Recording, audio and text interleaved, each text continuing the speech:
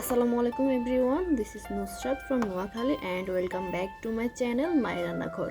Share করবো Ramzan special recipe ছোলা ভুনা। এই ছোলা ভুনা হলো রমজান মাসের জন্য একটা স্পেশাল আর একটা কমন খাবার। তো চলুন দেখে নিয়ে ছোলা ভুনার সম্পূর্ণ রেসিপি। তো ছোলা আর আলুটাকে আমি আগে সিদ্ধ করে নিয়েছিলাম, সেটা দেখালাম না। তারপর যেটা করব, প্যানে রান্নার তেল দিয়ে দিয়েছি, তার মধ্যে দিয়ে দিচ্ছি পেঁয়াজ আর কাঁচামরিচ কুচি। পেঁয়াজ আর কাঁচামরিচ কুচিটাকে কিছুক্ষণের জন্য ভেজে নিব। পেঁয়াজ একটু ভাজা ভাজা হয়ে আসলে তার মধ্যে দিয়ে দিচ্ছি রসুন 1 চা চামচ, আদা হাফ চা চামচ, জিরা আর ধনিয়া গুঁড়া 1 চা চামচ। এখানে আমি জিরা আর ধনিয়াটাকে একসাথে পাউডার করে নিয়েছি। মশলাটা যাতে পুড়ে না যায় সেজন্য সামান্য পরিমাণে পানি দিয়ে দিচ্ছি। এই অবস্থায় চুলার আঁচ একদম লো টু মিডিয়ামে রাখবেন।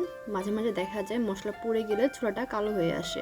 তো তারপর দিয়ে দিচ্ছি হলুদ গুঁড়া হাফ চা চামচ।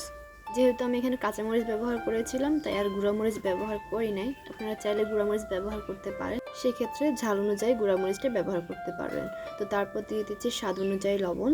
সব মশলা দেওয়া হয়ে গেলে মশলাটাকে আরও কিছুক্ষণ কষিয়ে নিব। সব মশলা কষিয়ে আসলে তারপর দিয়ে দিচ্ছি আগে থেকে সিদ্ধ করে রাখা ছোলা আর আলু।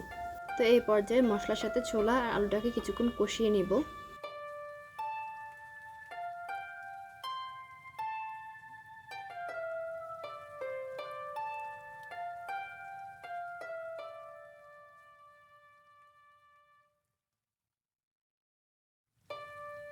ছোলাটাকে মশলার সাথে একদম ভালো করে কষানো হয়ে গেলে তার মধ্যে দিয়ে দিচ্ছি পানি।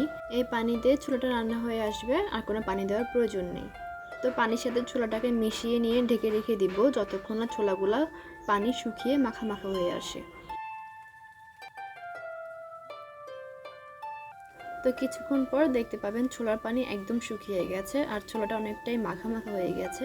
তো এই পর্যায়ে একটু নেড়ে চেড়ে দিচ্ছি।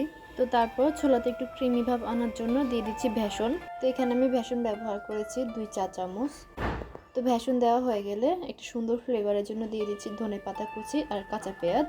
দিয়ে সব কিছু একসাথে মিশিয়ে নিচ্ছি।